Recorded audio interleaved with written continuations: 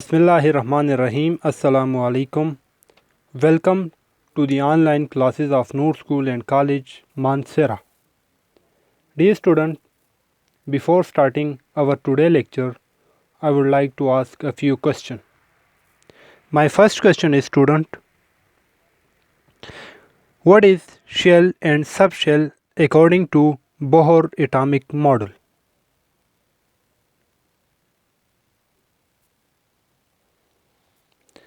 According to Bohr atomic model, a fixed circular path around the nucleus in which electron revolve is called shell.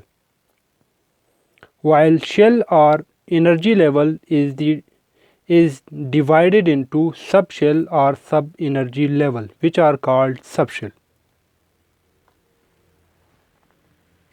My second question is, student, how to calculate the maximum number of electrons in any orbit?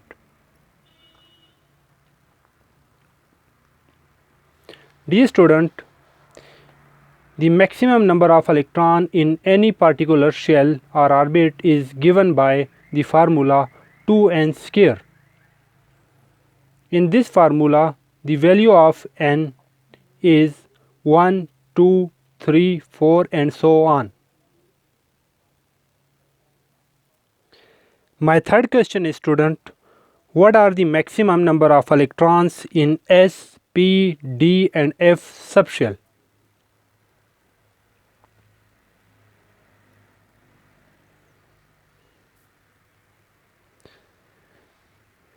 The maximum number of electrons in S subshell is 2, while the maximum number of electrons in P subshell is 6, while the maximum number of electrons in D subshell is 10 and the maximum number of electrons in F subshell is 14.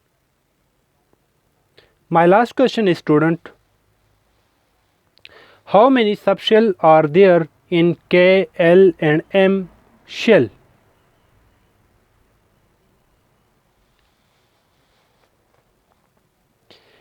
Dear student, K shell have only one subshell, that is S subshell.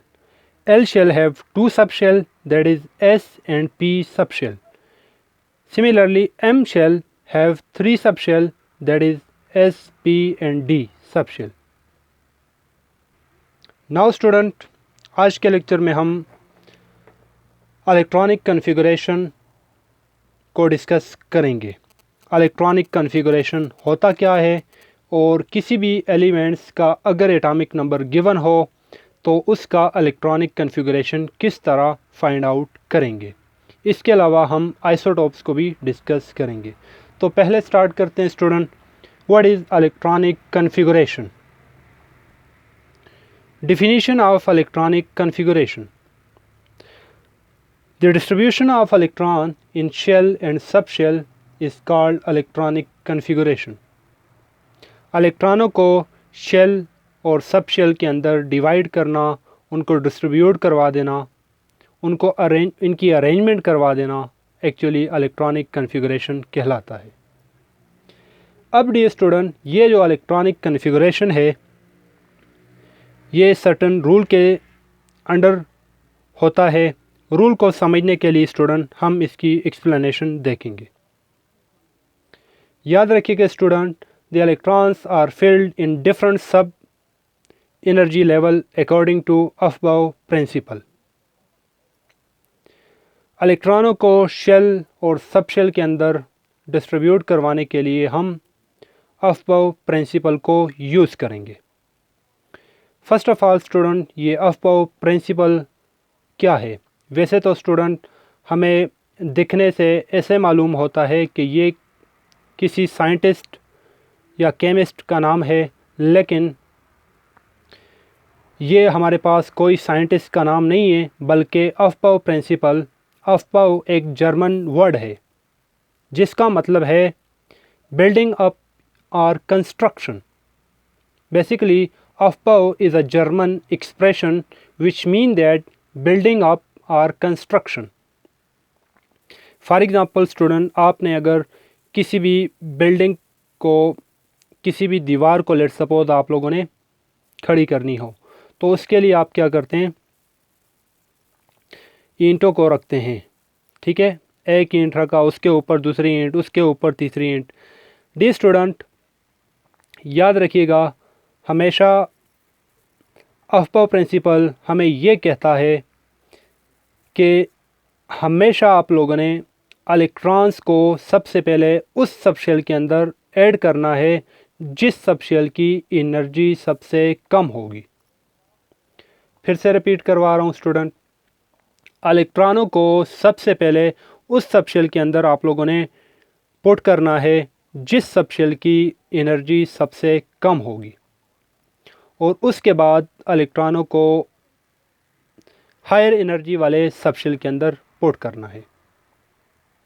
या simply student, electrons सबसे पहले कम energy वाले subshell के अंदर जाते हैं, after that higher energy level वाले subshell के अंदर जाते हैं। सो फर्स्ट ऑफ ऑल हमने इलेक्ट्रॉनिक कन्फिगरेशन को डिफ़ाइन किया कि शेल और सबशेल के अंदर इलेक्ट्रॉनों को डिस्ट्रीब्यूट करवाना, और ये कैसे करेंगे स्टूडेंट, ये अफबाउ प्रिंसिपल के अंडर करेंगे। अफबाउ प्रिंसिपल हमारे पास एक जर्मन वर्ड है जिसका मतलब है बिल्डिंग अप या कंस्ट्रक्शन, और अफबाउ प्रिंसिपल स्टूडेंट ये कहता है कि electron will be first enter into lower subshell and then into higher subshell or sub energy levels। Dear student, next question हमारे पास ये जनरेट होता है कि हमें किस तरह पता चलेगा कि इस सबशेल की एनर्जी कम है और इस सबशेल की एनर्जी ज़्यादा है। डी स्टूडेंट, ये तो एक्सपेरिमेंटली या एक्सपेरिमेंट की मदद से हम इजीली फाइंड आउट कर सकते हैं कि किस सबशेल की एनर्जी कम है और किसकी ज़्यादा है। बहरहाल student, according to Aufbau principle the subshell और sub energy level are filled in the following increasing order of energy of subshell. Aufbau principle के अंडर स्टूडेंट हमारे पास कुछ सबशेल को इंक्रीजिंग ऑर्डर एनर्जी के लिहाज से इंक्रीजिंग ऑर्डर में रखा हुआ है, जिसको हम देख लेते हैं। डी स्टूडेंट, इस तरह अगर हम आते हैं तो हमारे पास एनर्जी सबशेल की ज़्यादा होती है, और कहने का मतलब है कि इस सबशेल की सबसे कम एनर्जी है और इस सबशेल की सबसे ज़्यादा एनर्जी है। डी स्टूडेंट, अफबाउ प्रिंसिपल के अंडर इन सबशेल को इंक्रीजिंग ऑर्डर में लिखा गया है। चलिए इसको देखते हैं। 1s2 इसका मतलब है 1s2 का मतलब है 1 शो करता है कि पहले शेल का सबशेल है, दूसरे शेल का सबशेल है, ये भी दूसरे सब शेल का सबशेल है, तीसरे शेल का सबशेल है, तीसरे सब शेल का सबशेल है, फिर फोर्थ शेल का सबशेल है, और थर्ड शेल का सबशेल है। ठीक है स्टूडेंट, ये वाला पैटर्न या ये वाली इंक्रीजिंग एनर्जी का जो ऑर्डर है ये हमें किस तरह याद करना पड़ेगा, इसके लिए मैं आपको इलेक्ट्रॉनिक कॉन्फ़िगरेशन की डायग्राम समझा देता हूँ, जिससे आपको इजीली ये वाला इंक्रीजिंग ऑर्डर वाला जो पैटर्न है ये आपको इजीली याद हो जाएगा। तो चलिए देखते हैं इलेक्ट्रॉनिक कॉन्फ़िगरेशन वाला फ़्लो चार्ट। जैसा कि स्टूडेंट पिछले लेक्चर में हमने आपको बताया कि शेल को रिप्रेजेंट करते हैं KLMNOPQ। डी स्टूडेंट, आज तक या अभी तक ऐसे एटम डिस्कवर हैं जिसके 7 शेल हैं, 7 से ऊपर नहीं है, तो इसलिए Q तक इसको लिखा गया है। लेट्स सपोज कोई ऐसा एटम डिस्कवर होता है जिसके 8 शेल हों, तो Q के आगे R भी लिखेंगे, R देन S आगे भी लिख सकते हैं। बहरहाल up to 7 shell are discovered, so that's why KLMNOPQ are written here। यहाँ पे शेल के नंबर लिखे गए हैं कि पहला शेल है, सेकंड है, थर्ड है, फोर्थ है, फिफ्थ है, सिक्स है एंड सेवन्थ है। यहाँ पे ऊपर स्टूडेंट लिखा हुआ है सब शेल के नाम। जैसा कि स्टूडेंट आपको पता है सब शेल के नाम क्या होते हैं, S, P, D and F. There are 4 sub shell which are discovered which are S, P, D and F. फिर स्टूडेंट मैंने आपको ये भी बताया था कि एस सब शेल के अंदर एक ही ऑर्बिटल होता है और हर ऑर्बिटल के अंदर 2 इलेक्ट्रॉन होते हैं, इसलिए इसके ऊपर लिखा हुआ है 2 इलेक्ट्रॉन्स। पी के अंदर 3 ऑर्बिटल्स होते हैं और हर ऑर्बिटल के अंदर 3 इलेक्ट्रॉन होते हैं, तो 3 2 आर 6 इलेक्ट्रॉन्स। इसी तरह डी के अंदर 5 ऑर्बिटल होते हैं और 5 2 आर 10 इलेक्ट्रॉन्स। एफ के अंदर 7 ऑर्बिटल होते हैं और हर ऑर्बिटल के अंदर 2 इलेक्ट्रॉन्स होते हैं, तो 7 2 आर 14 इलेक्ट्रॉन्स। कंफ्यूज नहीं होना स्टूडेंट, ये पिछले लेक्चर में मैंने आपको डिटेल से बता दिए कि सब शेल क्या होते हैं, सब शेल के नाम क्या हैं, उसके अंदर नंबर ऑफ़ ऑर्बिटल्स कितने होते हैं और हर ऑर्बिटल के अंदर कितने कितने इलेक्ट्रॉन्स आते हैं। तो student first of all sub shell के नाम लिखे गए हैं और ऊपर उसके इलेक्ट्रॉन्स मेंशन किए हुए हैं। अब स्टूडेंट आपने क्या करना है कि कौन सा शेल है स्टूडेंट, पहला शेल है तो इसके साथ 1 लिखना है। 1 लिख लिया, S2, S ऊपर से S2 लिख लिया। फिर एल शेल का नंबर आ गया, एल कौन सा शेल है, सेकंड, 2 एस भी लिख लिया। और आपको स्टूडेंट ये भी पता है कि सेकंड शेल के अंदर 2 सब शेल होते हैं जिसके नाम है एस और पी। 2 सेकंड शेल है इसलिए 2 लिखा है, एस के और ऊपर से आ गया और पी 6 ऊपर से आ गया। इसी तरह एम थर्ड है तो 3 एस ऊपर से आ गया, 3 पी ऊपर से आ गया। एंड थर्ड शेल के अंदर 3 सब शेल होते हैं, एस पी डी, तो डी ऊपर से आ गया, D10 ऊपर से आ गया। इसी तरह फोर्थ शेल है, 4S2 ऊपर से आ गया, 4P6, 4D10 and fourth shell के अंदर 4 सब शेल होते हैं स्टूडेंट। फोर्थ शेल का नाम होता है F14, सो 4F14। याद रखिएगा 4 सब शेल के अलावा और कोई सब शेल नहीं है, इसलिए आगे भी यही पैटर्न जारी रहेगा। जैसा कि 5वां शेल है तो 5S2, 5P6, 5D10, 5F14। याद रखिए 5F के अलावा और कुछ भी नहीं है, सब शेल और है ही नहीं है, इसलिए F के आगे नहीं जा रहे। इसी तरह 6 शेल है तो 6S2, 6P6, 6D10, 6F14, 7S2, 7P6, 7D10, 7F14। जैसा कि आप इसको पहले लिख लेंगे, पहले शेल के नंबर अल्फ़ाबेट शेल को रिप्रेजेंटेशन के नाम, सब शेल और उनके इलेक्ट्रॉन्स, फिर इसको इस पैटर्न से लिख लेंगे। फिर स्टूडेंट आप लोगों ने इसको इस तरह काटना है, स्ट्रेट लाइन के साथ इसको इस तरह काटना है, जैसा कि एरो आपको दिखाई दे रहा है, इस तरह इनको काटना है। काटने के बाद स्टूडेंट आपने ध्यान ये रखना है कि जहाँ से एरो स्टार्ट हो रही है, एरो जहाँ से स्टार्ट हो रही है वहीं से ट्रेवल करना है, यहाँ से इस तरह ट्रेवल करना है, इस तरह आप ट्रेवल करेंगे।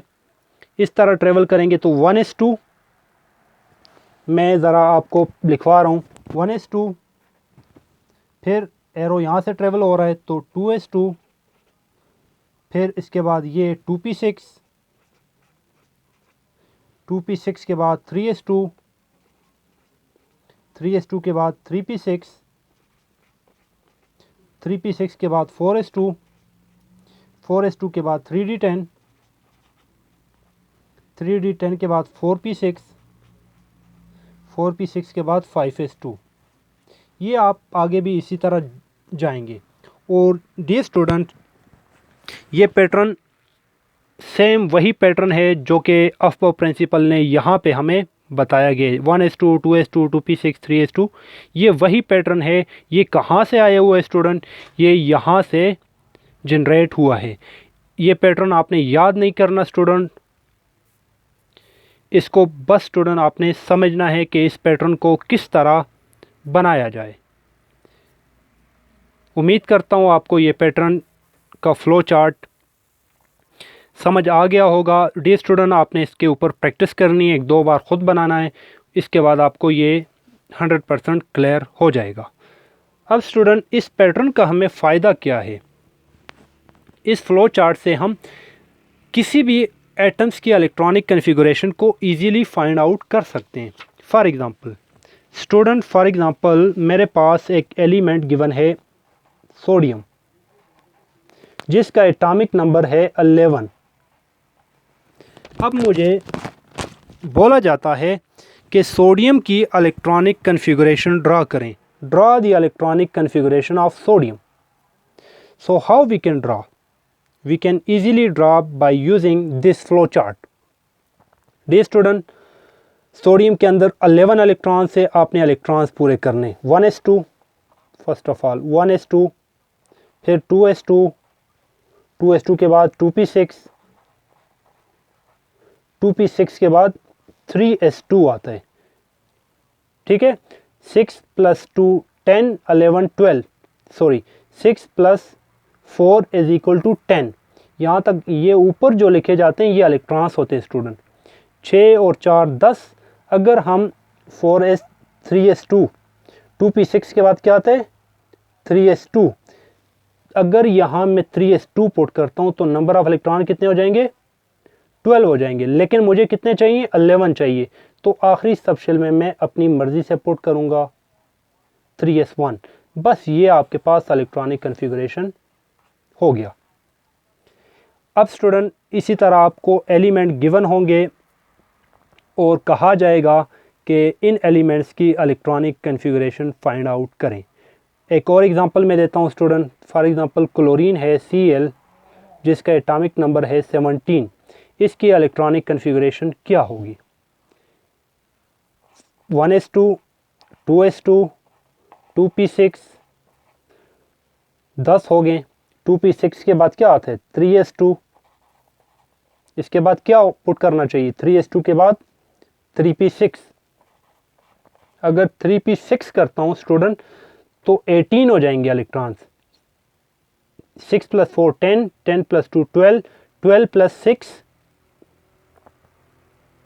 18। लेकिन मुझे इलेक्ट्रॉन 17 चाहिए, तो मैं आखिरी सब शेल में अपनी मर्ज़ी से इलेक्ट्रॉन पुट करूँगा। ठीक है, तो ये हमारे पास क्लोरीन की इलेक्ट्रॉनिक कन्फिगरेशन हो जाती है।